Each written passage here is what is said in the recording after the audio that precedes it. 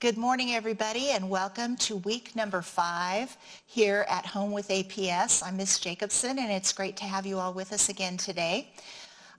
We have been getting a lot of information from parents and students and members of our community about our program, thanking us for the hard work, and I want to pass that on to all of the teachers and the staff, the interpreters, and all of the behind-the-scenes folks who have been working so hard to bring the program to you every week. We are learning as we go, and so you'll see some improvements this week over the ones that we made last week. So keep those pieces of information coming. We are certainly learning how to be show producers over a period of time. One thing that we've been hearing is that you want some physical activity. Well, we're going to give it to you because this week, starting on Friday, from now until the end of our time together, the end of May, we will have PE teachers with us on Fridays for 2 different sessions.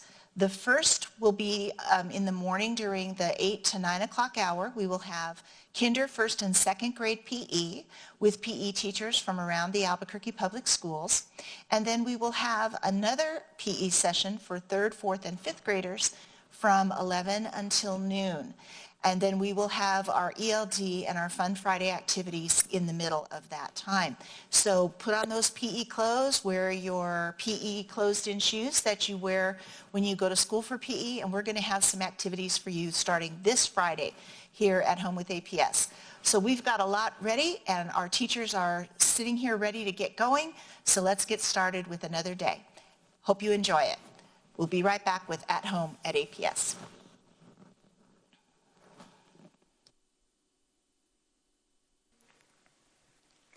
Good morning, literacy learners. This is Miss Maggie, and we're back with another fun week of kindergarten phonological awareness and phonics.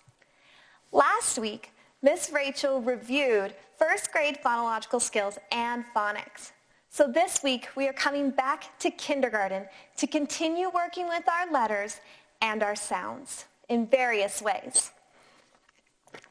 Today we're going to practice another phonological awareness skill. We have already worked with rhymes and syllables, and so we're going to work on a new skill today. First, let's review the names of some of our letters. I will point to the letter and say its name, and then you will repeat. Let's start with our uppercase letters. Let's start here. Are you ready? A, Q, U, P, E, N, I, W, O, Z. Very good.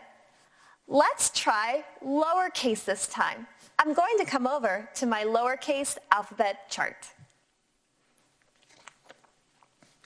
Let's try those letters again in lowercase. Ready? Here we go. A, Q, U, P, E, N, I, W, O, Z. Excellent work, students. I'm sure you're getting really good with those names of your letters. Let's go ahead and continue. Today we are going to review individual sounds. We call these sounds phonemes. They're the smallest part of spoken language. These sounds make a difference in what a word says and what a word means. So we practice them as sounds to understand those differences. I'll show you an example. This is a seal. Say seal. Listen carefully while I say the word seal again. Seal. What's the first sound in seal? That's right. S. The first sound in seal is S. Let's try that with a different animal. This animal is a horse. Say horse. Listen as I say that word again. Horse. What's the last sound in horse? That's right, the S sound.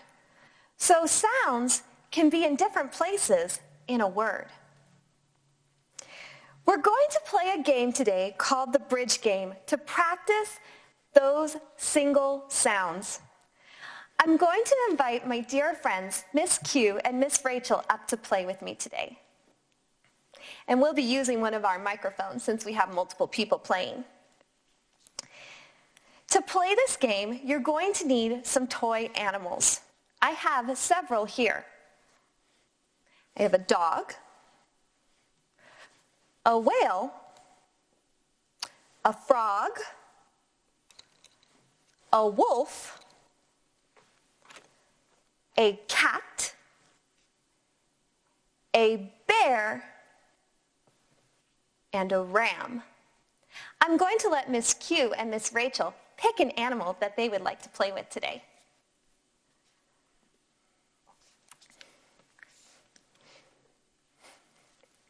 Fantastic.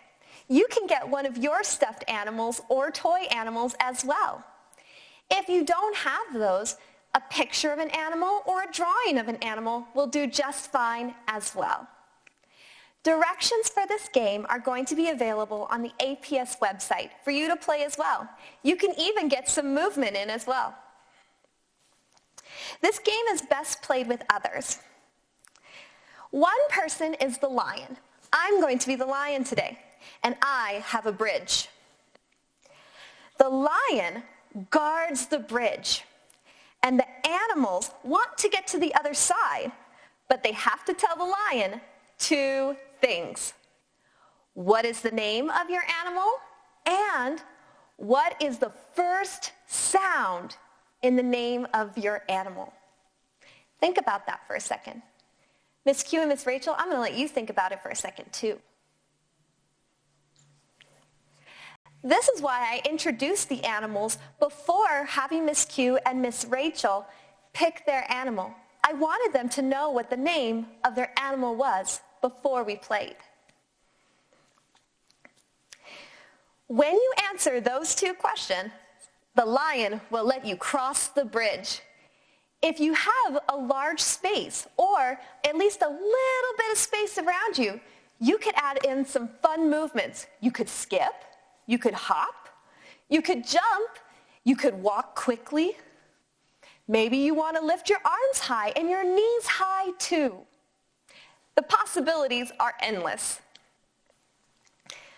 We're going to go ahead and we're going to stand right here where you will tell the lion, what animal are you, and the first sound in your name. Have our microphones ready.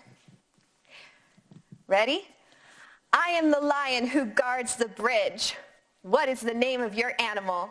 Mr. Lion, I have a ram, and the beginning sound to ram is Very good. You may cross my bridge.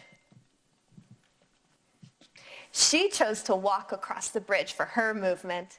Let's see what Miss Q does. I am the lion who guards the bridge. What is the name of your animal? Well, Mr. Lion, I am a frog, and my sound is F. You may cross the bridge. Miss Q chose to hop. Didn't that look fun? Now, think about yours. I am the lion who guards the bridge.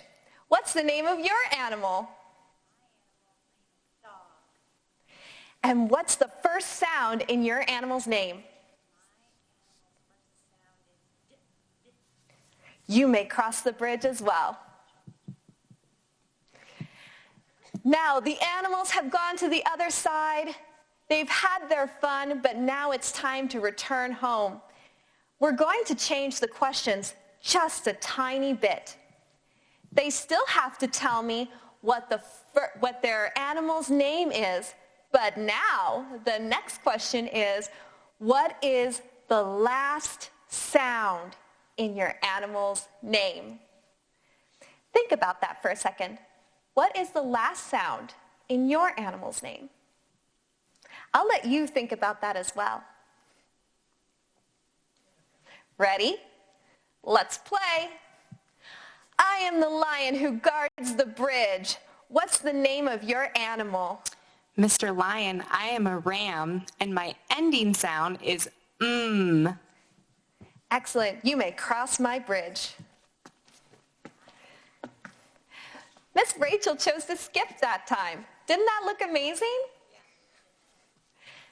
I am the lion who guards the bridge. What is the name of your animal? Mr. Lion, I am a frog, and my ending sound is g. You may cross my bridge. Oh, walking backwards. How tricky. You can play this game with as many people that are around you that you have in your space that you can. It's best played with at least 2 people. And you can take turns being the lion that guards the bridge. Thank you so much for playing, Miss Q and Miss Rachel. I had so much fun with you. Thank you.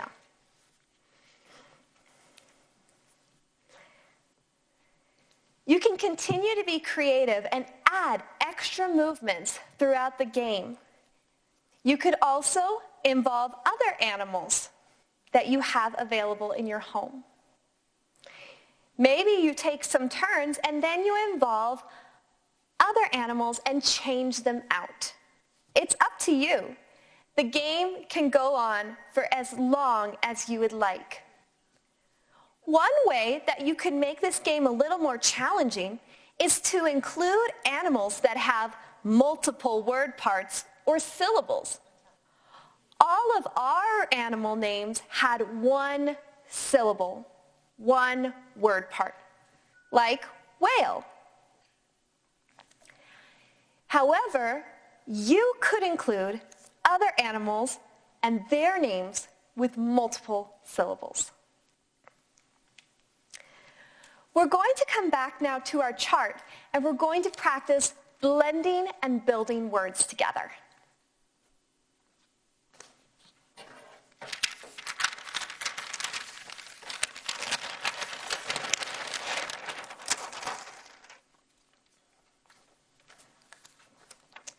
We're going to use our letter cards to create words. In previous weeks, I showed you how to use paper, scissors, and a coloring utensil or pencil to make your own letter cards. You can feel free to use those at this time. Let's practice blending some words.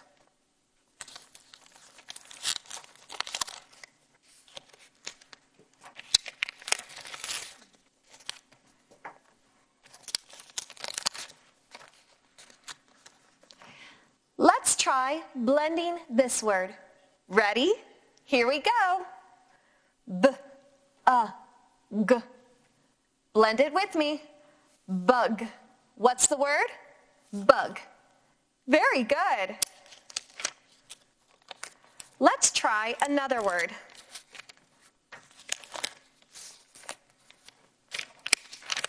I have 1 letter.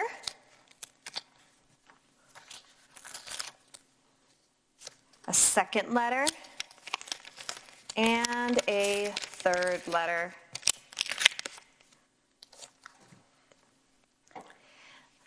Let's say each sound and blend them together. Ready? Here we go. T, e, n. Blend it. 10 Say the word 10. That's right. Whoop. That does not belong there. Let's try this one.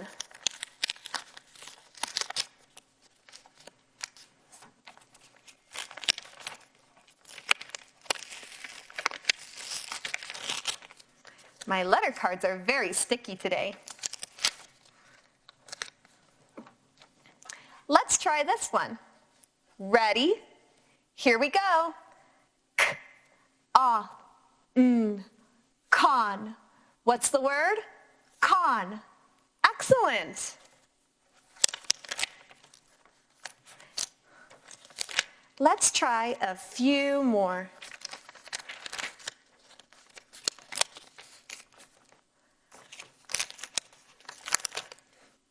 Here's the first letter, the second letter, and the third letter. I think you learned some of those math words in previous weeks.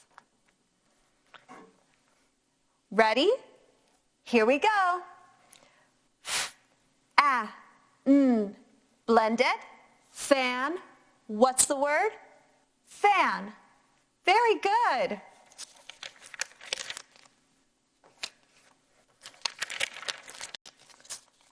Let's try one more.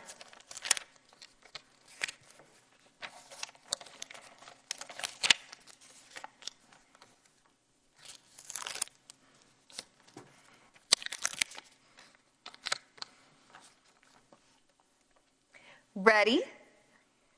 Y, e, t. Blend it.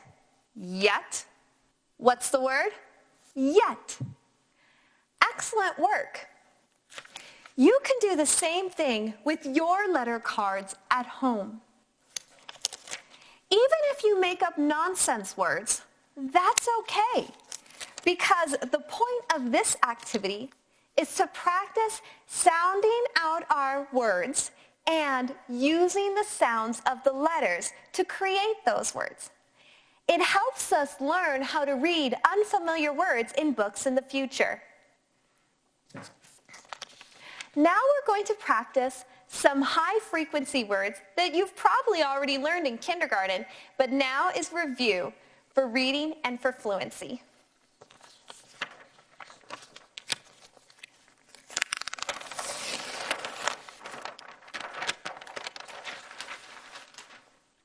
Going to grab a marker real fast here.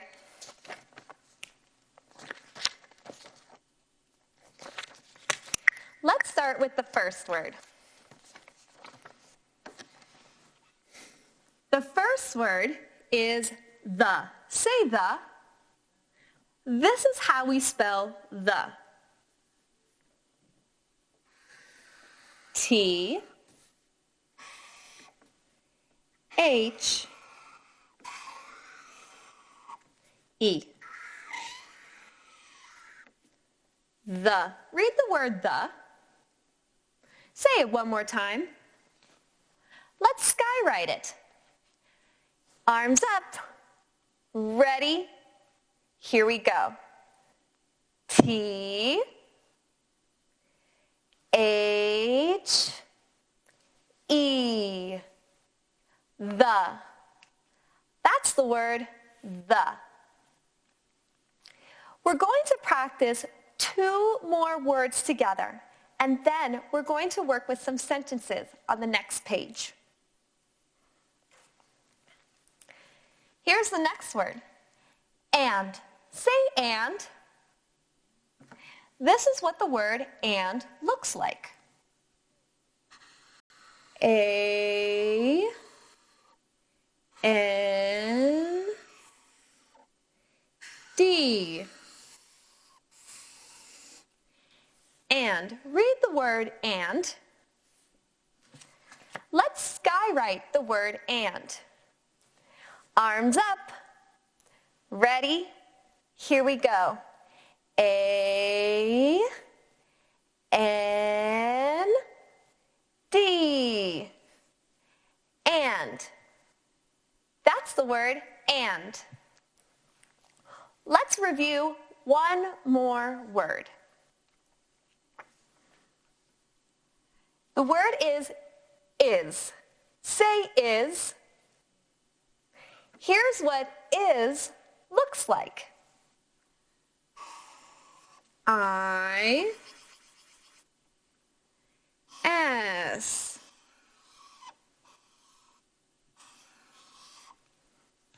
Read the word is. Let's skywrite the word is. Arms up. Ready? Here we go. I-S. Do you notice how I remembered to put a dot on my I? You should do the same. Did you remember? Fantastic. Let's look at some sentences that include our words.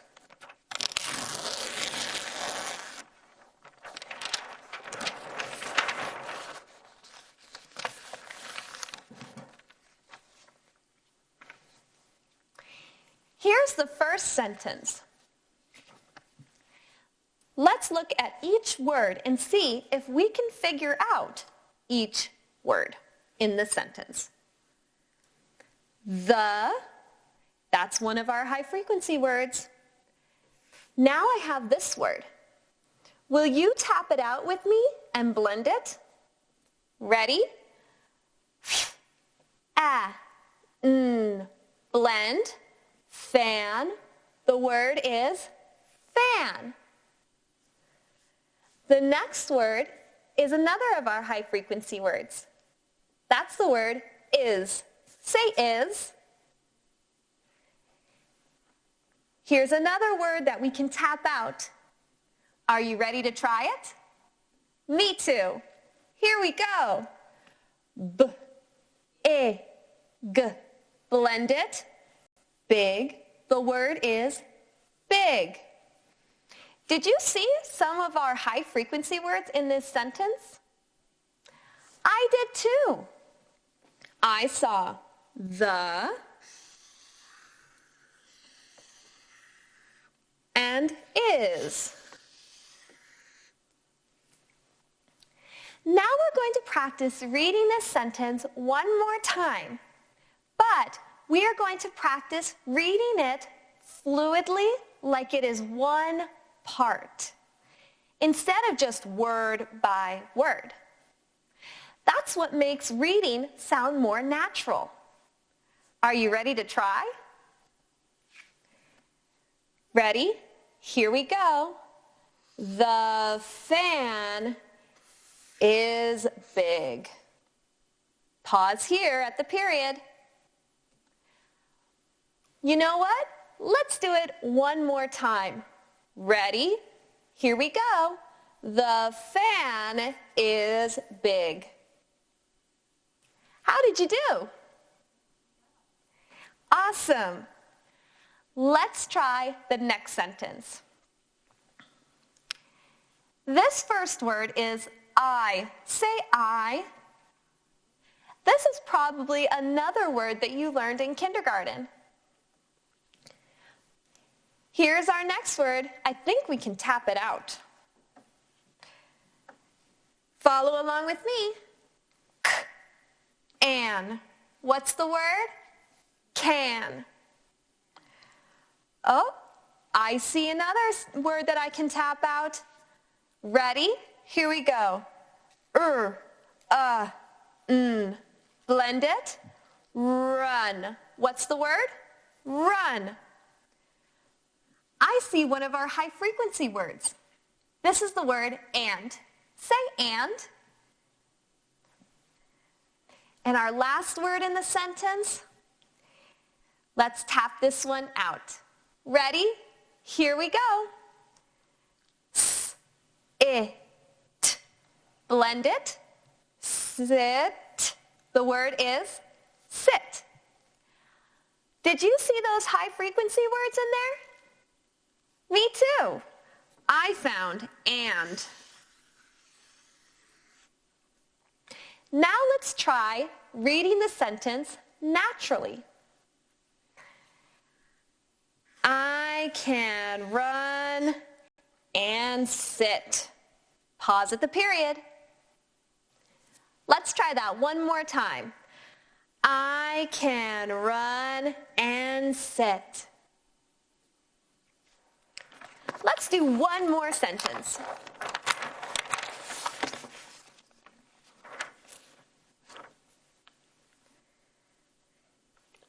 Let's look at the first word. The first word says my. Say my. Let's tap out this next word. This looks like a word I could tap out. Ready? Here we go. D, a, g. Blend it. Dog. The word is dog. Oh, I know this word. That's our high frequency word, is. Say is. Let's tap out this word. Ready? Here we go. A, d. Blend it. Mad. The word is mad. Did you find that high frequency word? Me too. It's right here. Is. Now let's try reading the sentence naturally. My dog is mad. Pause at the period. Let's try that one more time. My dog is mad. You can do the same thing with many of your own sentences at home. And you can practice those sentences so you too can read naturally.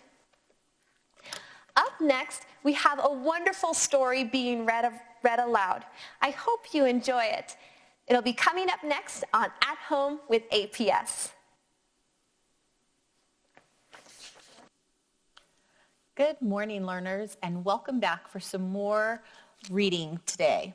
Today I'm going to share a book with you called May Among the Stars. This story is written by Rhoda Ahmed, and it's illustrated by Stacia Burlington.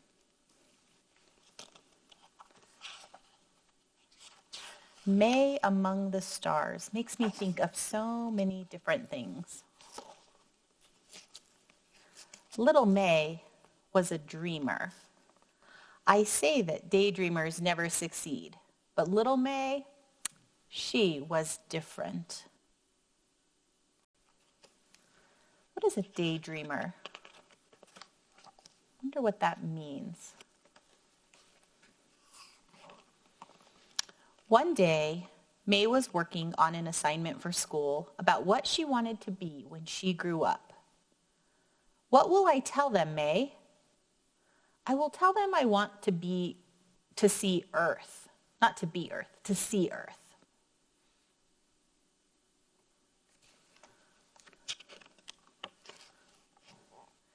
This is Earth, May, her mother said.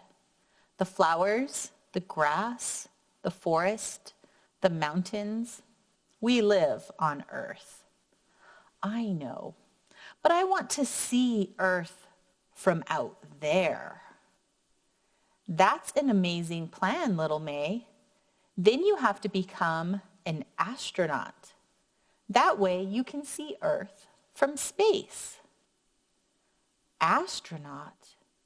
Do you think I could do that?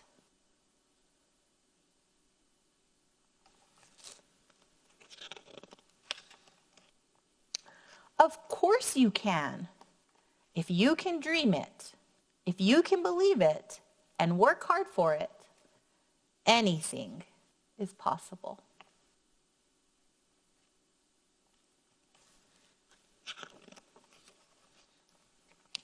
May asked her mom to take her to the library. She searched for books about space and astronauts.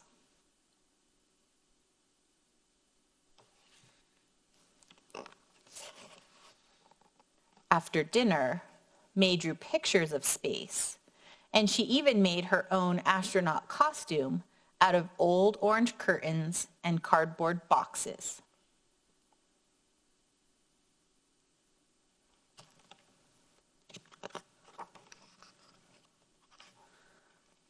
Later, she asked her dad, "How do you become an astronaut? It seems impossible." "You will find your way, May," he said, "because if you dream it, if you believe it, and you work hard for it, anything is possible." That's great advice.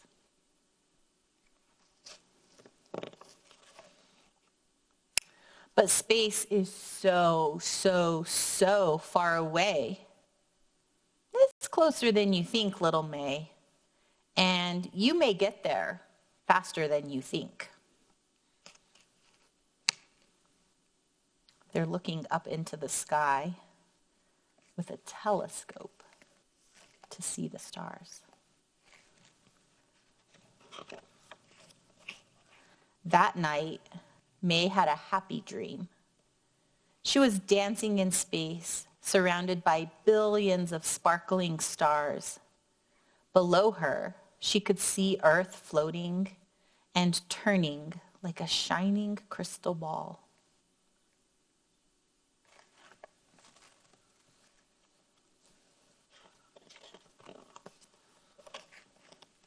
The next morning, May told her parents about her dream.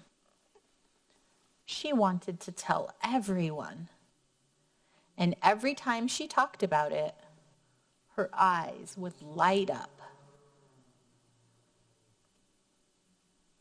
Looks like she called some people on the phone and even in the grocery store to tell them her dream.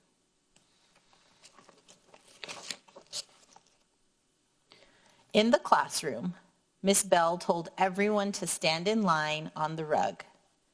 Today, we are all going to share our dreams about the future. What do you want to be? And what do you want to do when you grow up? Who wants to go first? I want to be a firefighter. I want to be a teacher, football player. I want to be a mom. I want to go to space. I want to be an astronaut. Those are all great ideas.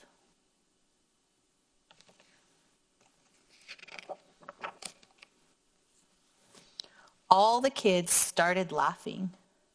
Miss Bell asked, "May, are you sure you don't want to be a nurse? Nursing would be a good profession for someone like you."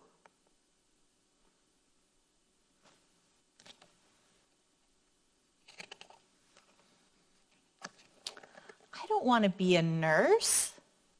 I want to be an astronaut."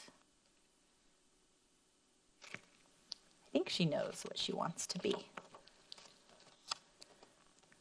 May felt very disappointed. On her way home from school, May was quiet. She looked out the car window. Her world turned blue and cold. Nothing was the way it used to be.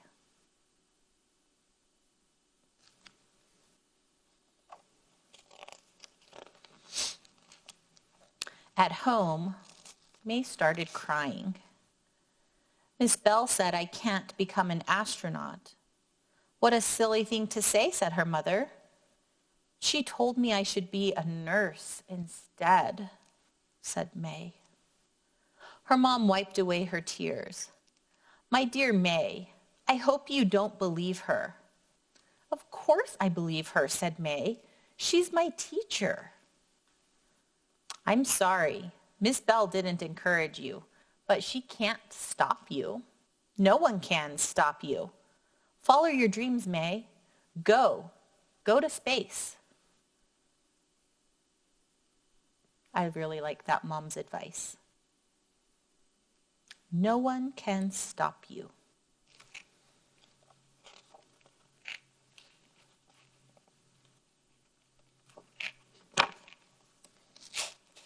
Thank you, Mom. I promise when I go to space, I will wave to you and Dad from my spaceship.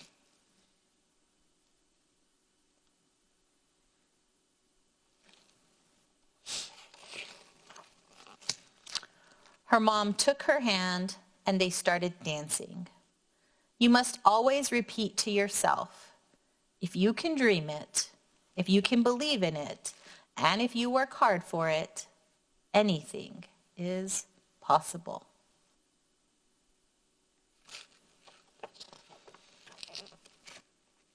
May went on dreaming, believing, and working really hard.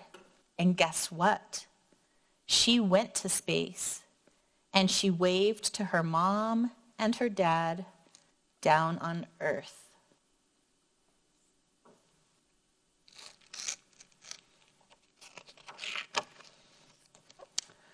Dr. Mae Jemison, born October 17, 1956, in Alabama. Mae loved science and being outside and looking up at the stars. And this is a true story of her dream to become an astronaut. She really did. And she then wrote this book to tell other people to never give up on that dream. And if you believe it and you work hard for it, you can do it. What a great story. I really enjoyed this story of Mae among the stars. And it made me start to wonder all about stars and all about what's going on up in the sky. So I found another book that gave me some more information, and maybe you want to know this information too. So I found a book called Astronomy by Usborne Discovery. And inside this is all about stars. It starts by saying that stars start their lives in swirling clouds of gas and dust. All of the stars up in the sky, that's what you're seeing. Swirling gas and dust. Did you know that stars also come in 3 different colors of red, white, and blue? And they're different categories about how hot they are. So sometimes they shine into different colors as well. Stars have different brightnesses and different sizes, and some stars are in clusters. That means lots of different stars shining together that might look like one star. I never knew some of these things about stars, and when you go outside, you can see some that are shining brighter and some that are smaller and bigger. I then turn the page and learn all about galaxies. Galaxies are stars that are grouped together. Did you know that our solar system, where Earth is part of the galaxy called the Milky Way? And it shows you here all the different shapes that galaxies can come in. And some of these galaxies have planets in them, and planets look like stars up in the sky. I never knew that you could see different galaxies when you looked up in the sky either. That was very exciting to learn. Groups of stars. Some of those groups of stars, those patterns in the sky, are called constellations. Thousands of years ago, people started looking in the sky and finding those patterns up in the stars. And they started thinking that the patterns, that the shapes that the stars were in looked like different things, like lions or swans or warriors. And so they started looking at the stars and calling them constellations. They would name them and map them. Some groups were small with only a couple stars, and some groups were huge with up to 100 different stars to make the image. Have you ever looked up at the sky and looked for constellations? It's so fun to be able to do that. Constellations in the sky also change depending on the season. So from March to May, which is where we are right now, we're going to be able to see only a certain number of constellations in the sky. And as our season changes and things continue to move in the sky, we'll see different stars. You can also see the constellations move across the sky into different places depending on the season or the month.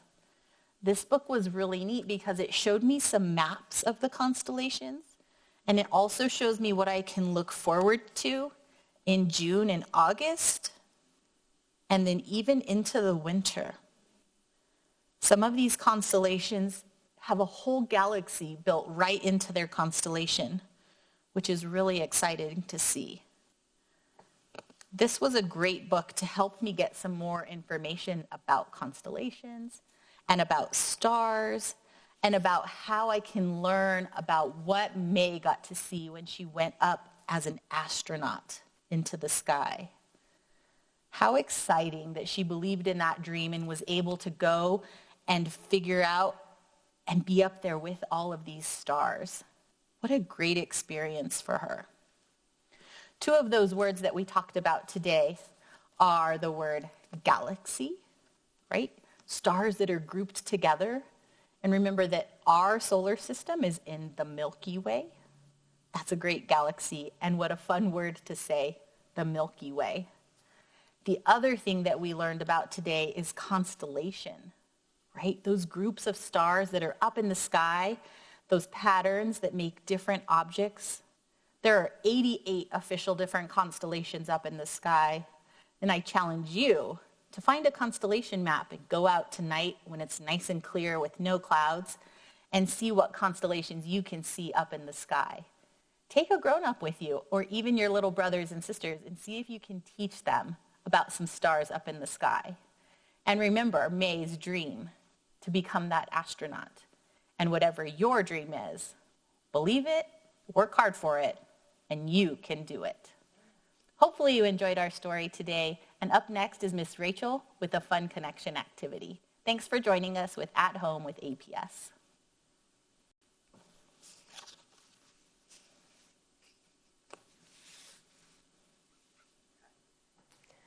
Welcome back, students. Man, I loved that story that Miss Q read about the stars. And it really got me thinking about the sky, and I was wondering about how the sky changes. Have you ever noticed that? We know it changes from day to night, but what about how do the stars change every day?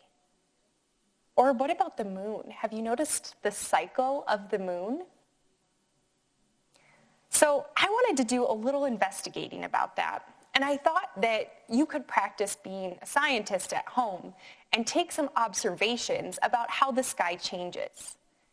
That way we can start to look for patterns in the sky.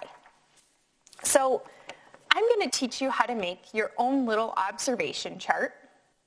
And for this, you're just going to need a piece of paper and a writing utensil, whatever you have. So to make my observation chart, as you can see here, I wanted to have a column for day and a column for night. So I'm going to take my piece of paper and I'm going to fold it hot dog style.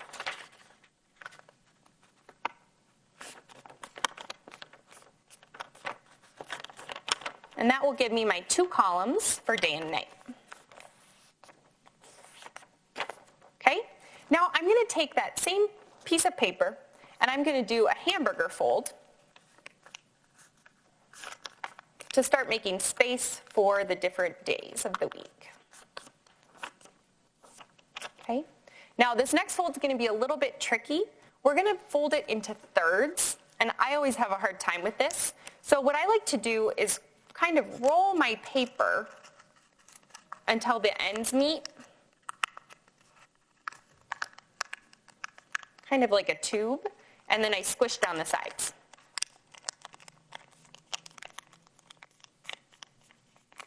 Okay, and then I'm just going to unfold my chart. And now I have my day column, my night column, and a space for the days of the week, Monday through Friday. So if you want to continue your chart on, you could always just make another piece of paper and add it behind your paper. You could work on both sides, or you could tape it on the bottom. But I thought we would just start by having our Monday through Friday days. And if you wanted to, you could also take a black marker and trace over those fold lines to make it look a little bit more like a table. chose not to, but that's up to you. And then you can see I made labels for my chart. That's to help me stay organized and to remember where to put my notes. So on one side, I drew a sun for the day, and I wrote AM. And on the other side, I drew a moon, and I wrote PM. Now, I made a little mistake when I was practicing this, but that's okay. I started taking my notes before I recorded the day. And then I realized I would get confused later on. So I went back and I thought, this is a great time for me to practice writing the date. So I wrote Monday, May 4th, 2020, in my first column here. And then on the night side, I wrote I wrote the date just in numbers, 5-4-20. And then I took some notes by looking around the sky. And I thought back to a lesson that Miss B taught on the senses and how to take observational notes. So I was trying to think about, what do I feel when I'm outside? What can I hear? What can I see in the sky? Right? What do I smell? Maybe what can I touch? And I wanted to specifically think about the sky. So on my chart, I wrote that I saw clouds in the sky. I wrote that it was warm out and that it was windy. That's what I noticed during the daytime. I also included a time here. So if you'd like to use the internet as a resource or an app on your phone like the weather app, it will actually tell you the time that the sun rises in the morning. So I decided to include that time on my chart because I'm wondering if that time is going to change from day to day. At nighttime, I wrote that I could see lots of stars. It was a little bit chilly at nighttime. And I also made a comment about what the moon looked like. I wrote that the moon was in a crescent shape. And again, I have a time here. I used the weather app on my phone, and I found the time that the sun sets, which is 7:42 p.m. Again, I want to look to record those changes as the week goes on to see if that time changes. What do you think will happen? Now, as I was thinking about the shape of the moon, we talked about moon cycles too. There's a resource that I have available for you on the APS website if you'd like to track just the moon over the course of a month. We're starting a new month in May. And so with that chart, you could track and color what the moon looks like every night for a whole month to see if you can track the cycle. But then I started thinking about all the stars I see in the sky and how May wanted to be an astronaut. And I was thinking a lot about that word constellation. Miss Q talked about this word too. But constellations are a group of stars in the sky that make up an imaginary image. And I thought about how fun it is to do storytelling with the constellations and to just let my imagination wander at nighttime when I see those stars up in the sky. The other important thing about constellations is that they help us remember where certain stars are in the sky, and we can track how the stars move, because sometimes the constellations will be in different parts of the sky. Now, constellations inspired stories, and they have for a really long time. So there's some famous constellations that we know that we've named. As Ms. Q said, there's 88 of them, but they all come from a story, right? Or they've inspired a story. So I drew a picture here of a constellation. This one is called Orion. And as you can see, I just drew where the stars are. I'm going to let you look at it for a minute and see if you can imagine a shape. Do you see something? It's kind of hard to see this one. So I'm going to show you how they come up with a shape here. Because remember, it's a group of stars that they imagine are connected together to make a shape. So Orion, somebody connected the images, or the stars, to look like this. Now, do you see a shape? I see kind of a human body and a bow and arrow. The story behind Orion was that he was a hunter. So you can try to look for him in the sky. Now, another really famous constellation is Ursa Major. And I actually just drew one part of Ursa Major called the Big Dipper. But the Big Dipper is part of the larger constellation Ursa Major. And I have a small picture here, but just so you can see the rest of Ursa Major. Ursa Major is in the shape of a bear, or at least that's how somebody imagined it. And Ursa Major is important because it shows us the direction of the North Star. I'll connect these lines for you so you can see the Big Dipper here. And you can use the Big Dipper to find where the North Star is. You can see I've got a line here, and in the sky, when you look for this shape, if you follow that line up, you'll see the North Star. The other name for the North Star is Polaris. Polaris is an important star because it points north, and from our perspective, it never moves. All of the other stars and constellations in the sky will shift as the year goes on, but Polaris stays in place. So it can help us find directions or orient ourselves north. So I'm going to challenge you tonight as you go out to look at your observation chart. See if you can find the Big Dipper and look for the North Star. Now, I also thought that I was just imagining all the fun storytelling with constellations and some of the fun things you might do with it. And I thought that maybe you could make some constellation art at home. You could make up your own constellations or make a replicate of a constellation you see in the sky, like the Big Dipper. So for this activity, I found a black piece of paper and some objects I had in my house. I thought Q-tips reminded me of stars and the connections between them.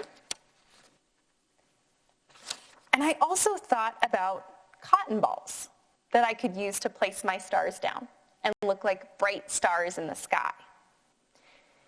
Now, if you don't have those materials at home, that's okay. I also thought about how during the daytime you could go outside and find rocks maybe and place them to look like a group of stars. But I thought I would maybe make the Big Dipper here. I'm just going to tape some of my Q-tips down.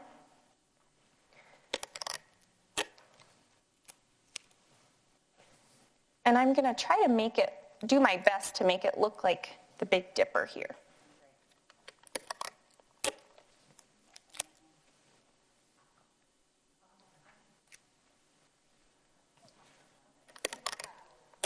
So I thought that I just would, it's not going to look exact, but I thought I could make the outline of the Big Dipper so that when I'm looking for the North Star tonight, I have something else to reference. There. Maybe I'll add one more on the top too to really connect those.